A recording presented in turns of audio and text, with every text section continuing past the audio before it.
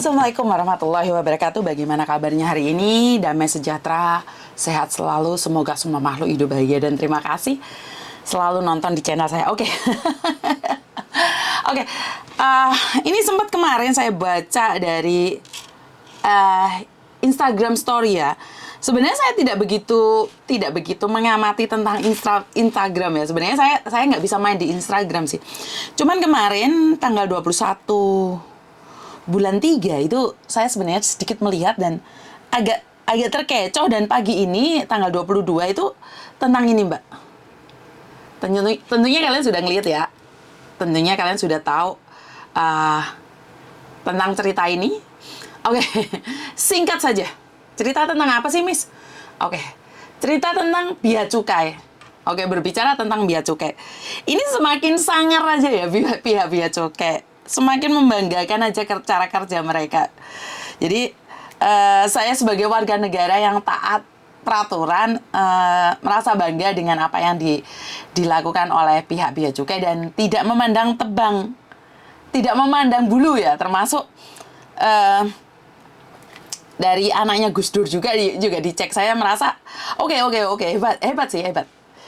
Nah, tapi saya tidak menyorotin bagaimana pihak bea cukai memperlakukan para pendatang ya, khususnya warga negaranya sendiri. Cuman cara mereka meninterogasi, alah, mbuh ngono kuwi lah. Cara mereka mempertanyakan keberadaan itu yang saya sering merasa aneh ya, karena saya sebenarnya pernah pulang di Indonesia dulu, di Jakarta itu pernah dapat intimidasi seperti itu. Nah, status saya memang bukan TKW, tapi kebetulan waktu itu saya dimasukkan dalam ruangan TKW. Dan mereka tuh ngancam nggak jelas gitu loh, Mbak. Dan nanyain kenapa nggak ada visanya. Kalau kita permanen, penduduk permanen, otomatis paspor saya tuh kosong blong, nggak ada apa-apanya sama sekali di paspor itu. Karena saya masih warga negara Indonesia ya, jadi paspor saya itu blank. Nggak ada apa-apanya sama sekali. Dan kebetulan saya tuh tidak ke Korea, tidak ke Jepang, tidak kemana-mana. Habis buat paspor tuh ngeblank. Nggak ada ketulisan apapun. Itu diinterogasi, Mbak. Saya cuma mikir gini loh. Di negeri saya sendiri, pegawainya itu nggak tahu loh peraturan bagaimana, seperti apa itu. Ya, saya cuma senyum-senyum aja sih. Tapi ya udahlah. Oke, ini terus kejadian lagi di salah satu mall di Jakarta dan di Bali. Dan mereka itu melihat saya sama pakai sandal jepit, itu melihat, Mbak, ini khusus untuk pembayaran pakai kartu kredit saja, jadi Mbaknya silahkan di sana. Tapi saya tetap kekeh di situ, karena saya merasa saya punya kartu kredit dong, saya nggak ada masalah. Tapi sampai di garisan kedua antrian itu, Mbaknya silahkan di sini, Mbak, karena antriannya di sini. Saya cuma mikir dalam hati, oh jadi tamang seperti saya itu tidak punya kartu kredit. Itu di zaman dulu ya, tahun 2000 berapa gitu. Dan saya rasa itu saya tidak pernah mengungkapkan, ya udahlah, memang saya orang miskin, jadi penampilan pakai sandal jepit itu seolah-olah tidak, dalam tanda titik koma itu tidak pantas punya kartu kredit. Nah, dan ini anaknya Gus Dur ya, anaknya Gus Dur. Saya merasa sangat aneh sekali ya, ini pegawainya sudah tua atau yang muda ya? Kalau tua, mereka itu mungkin waktunya pensiun ya. Jadi mereka sudah tidak bisa tahu lagi ini siapa gitu loh. Maksud saya adalah, ini anaknya wong gede loh. Kalian nggak tahu apalagi saya, apalagi kita gitu loh. Paham nggak sih maksud saya? Memang saya tidak membahas untuk pengecekannya sih. Saya rasa memang tidak tebang pilih ya, seadil-adilnya pihak bea cukai itu memang bagus menurut pendapat saya. Cuman caranya menginterogasi itu loh. Kamu cuma 3 hari ya di Taiwan ya? Kerja apa ya? Kenapa beli barang segitu banyak ya? Aduh. Ini pihak bea cukai ini memang ampuh, bener-bener sangar ya. Menurut pendapat saya sangat sangar sekali ya. Lah itu orang besar loh. Di mana pada tanggal 20 bulan 3 2023 ya, kemarin ini aja ya, itu saya nggak kebayang gimana raut mukanya anaknya Gus Dur itu loh saat ada di ruangan bea cukai gitu, Mbak. Paham nggak maksud saya? Gimana gitu loh. Oke. Dan Dan ini anaknya pejabat ya, anak mantannya pejabat. Mereka bisa minta maaf setelah kejadian itu. Oke, kelar, sudah kelar. Kalau ini adalah pegawai yang masih muda, ini pasti tidak pernah berbicara tentang pendidikan moral Pancasila ya. Dimana moral, adab, dan istiadat itu harus ada ya. Tidak peduli dia anak pejabat atau tidak. Kan ya unggah-ungguh Mbak. Apa hubungannya dengan kamu kalau seandainya dia adalah TKW dan bekerja 3 hari di sana? So what? Ya, so what gitu loh. Jadi kalau kamu anak muda, karena kamu mungkin yang kerja di Bea Cukai itu intelijennya pintar sekali ya. Pendidikannya itu pintar sekali ya. Tapi moralnya yang saya rasa kurang ya. Karena akhir-akhir ini saya selalu berbicara tentang moral ya. Yang saya lihat itu, saya itu dulu cengok gitu loh Mbak. Saya itu goblok memang, saya tahu. Tapi ayah saya selalu bilang, oke, kalau kamu tidak bisa dalam pendidikan, setidaknya dalam agama. Dalam agama kamu tidak bisa, setidaknya moral kamu, adab itu harus ada. Percuma pendidikanmu tinggi, nilaimu A, tapi kamu biadab. Ini saya bisa bilang seperti itu ya. Maaf ya pihak Bea Cukai, karena saya sendiri tergolong golongan bawah, jadi saya itu tidak mengerti tentang Bea Cukai dan saya mencoba mempelajarinya tapi pancet cengkuk, pancet goblok. Jadi saya itu nggak ngerti. Karena itu saya memilih untuk tidak membeli apa-apa kalau dari luar negeri. Saya los-losannya lagian apa yang mau saya dibawa. Oh, sandalnya japit kok. Jadi pendidikan intelektualnya mungkin A ya, tapi pendidikan emosionalnya zero ya. Karena banyak orang-orang sekarang itu menjadi arogan. Mentang-mentang punya jabatan, terus habis itu kalau viral dipecat, itu kan sudah kayak biasa ya. Bertindak dulu baru berpikir, dan berpikir baru bertindak. Jadi beda sekali. Lah ini dari anaknya Gus Dur. Lah yang paling memalukan lagi, salah satu masyarakat Indonesia itu memenangkan sebuah hadiah. Ini yang sempat viral ya, sama salah satu selebgram ini diviralkan. Saya sendiri tidak tahu ya. Jadi di Jepang dia menang, Mbak, dapat piala, dibawa pulang Indonesia, didenda petang juta. Bayar Bea Cukai petang juta, Mbak. Saya minta maaf ya. Saya minta maaf. Saya nggak ngerti ya. Maksud saya adalah saya berjuang di luar negeri untuk meraih sesuatu yang diimpikan oleh semua negara. Saat saya menang, saya pulang, saya harus bayar denda 4 juta. Saya harus bayar Bea Cukai 4 juta. Bukannya pihak Bea Cukai memberikan penghargaan pada saya karena saya bisa memperebutkan sebuah perlombaan di negeri orang, tapi saya harus membayar karena saya membawa piala. Lah ini sangar lagi nih. Aduh.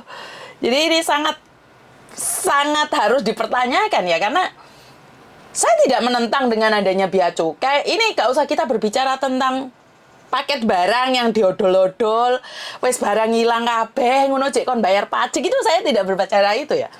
Karena kita TKW, Mbak, nggak mungkin didengar. Wes bengok sak bantermu, kowe iki nggak mungkin didengar. Kowe iki sapa? Makanya saya pribadi menghindari itu, wes gak usah paket-paketan. Maketnya coklat, tekone coro. Paket coklat teko coro, sangar kan? Hanya di negeri kita. Saya dapat paketan dari Belanda, Mbak. Coklat asli teko. Coklatnya itu asli teko. Nggak ada itu yang namanya bayar ini, bayar itu. Ya sekali lagi untuk memperkuat ekonomi negara, ya bagus. Saya rasa itu bagus. Solusi yang sangat bagus. Saat seorang TKW mengirimkan paketan barang di sini sudah bayar dengan harga 650, yang 600 kira-kira 100.200.000 dikirimkan ke Indonesia. Habis itu karena ada sesuatu hal akhirnya disuruh bayar 2 juta. Setelah bayar 2 juta nyampe rumah barangnya gak ono. Gak lucu bagi saya, gak lucu. Jadi wis kira-kira 3 juta, 4 jutaan kayak ngirim, tapi barangnya teko omah gak ono, wis diodol-odol. Gak mungkin didengar. Ya wis caranya hanya satu-satunya, saya rasa ya itu wis gak usah make no barang. Ya, Indonesia wis gak usah dipaketi barang jar-jarno. Jadi ini adalah fenomena yang sangat menggelikan sekali. Saya sebagai nonton aja, sebagai pemain YouTube aja, jadi kita bertarung di negeri orang untuk mencari kebanggaan dipersembahkan pada negeri sendiri dan harus bayar. Kelihatannya nggak lucu sih, karena ya mematuhi peraturan bea cukai. Ya bagus. Dan pegawai pajaknya kesandung-sandung kasus ya. Ya. Tapi percuma, Mbak. Kesandung kasus pun mereka akan tetap main cantik. Iya kan? Kalau bapaknya menutup-nutupi penghasilan nih, yang hasil dari yang nggak jelas, anaknya yang akan memunculkan. Ini sudah menjadi rahasia umum ya. Tapi ini adalah teguran bagi kita, para TKW yang ada di luar negeri. Wes, gak usah macam-macam kon. Jadi kalau kita mau pulang Indonesia, itu bukannya ketemu keluarga bahagia, tapi kita harus takut duluan.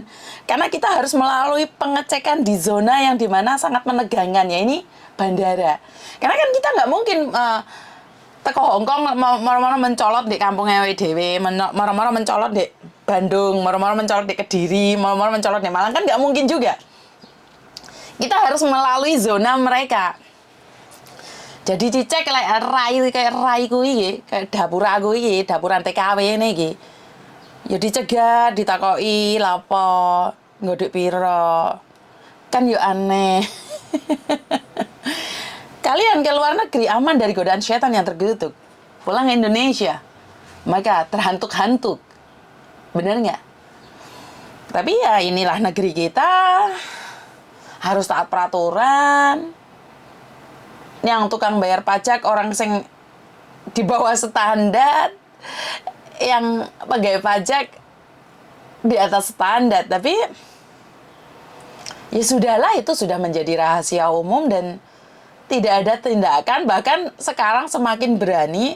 Ini saya belum berbicara tentang bea cukai yang abal-abal ya. Wong yang asli aja kayak gini loh. Saya abal-abal lebih ganas lagi. Tuku mau kena harganya 150. Kena pajak 3 juta. Dianora.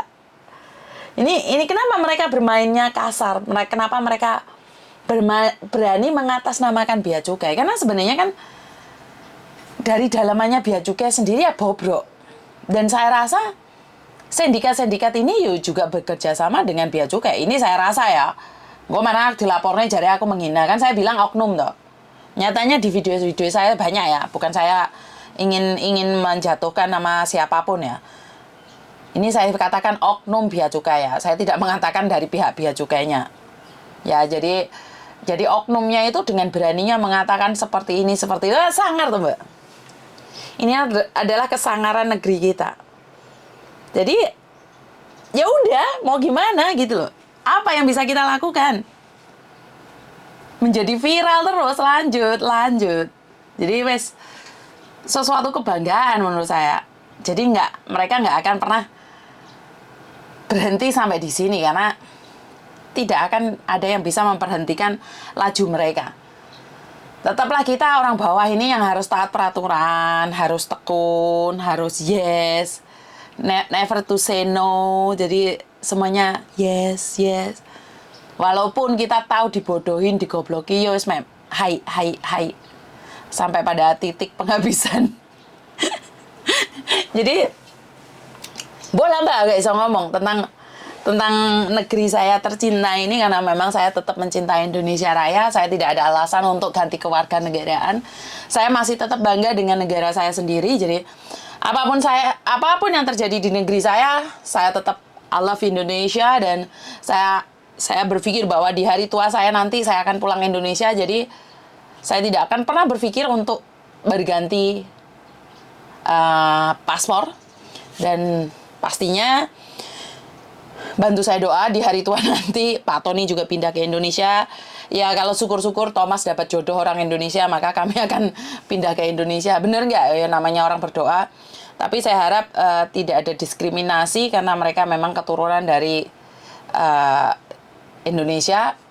keturunan dari Cina. Ya kita sama-sama berdoa aja. Kurang lebihnya saya minta maaf kalau dari pihak bea cukai ada sesuatu kata yang tidak sengaja ataupun saya sengaja untuk mengatai kalian, tapi dari lubuk hati saya yang paling dalam tidak ada rasa ingin menghina atau menjatuhkan. Karena ini kita berbicara tentang fakta, di mana banyak hal yang harus kita perbaiki, dan mungkin pegawainya juga perlu ada pendidikan moral, bagaimana caranya menghormati orang lain, bukan hanya melihat penampilan. Karena kalau melihat penampilan saja sih, orang bisa berubah, Pak. Karena orang tidak tahu. Kadang-kadang banyak yang bukan pejabat seolah-olah jadi pejabat, dan yang pejabat seolah jadi orang biasa. Tapi jarang yang pejabat mau jadi orang biasa. Wes itu aja dari saya, kurang lebihnya saya minta maaf, dan wassalamualaikum warahmatullahi wabarakatuh. Berkat Tuhan mengalir atas hidup kita semua, semoga semua makhluk hidup bahagia, dan terima kasih. Bye-bye.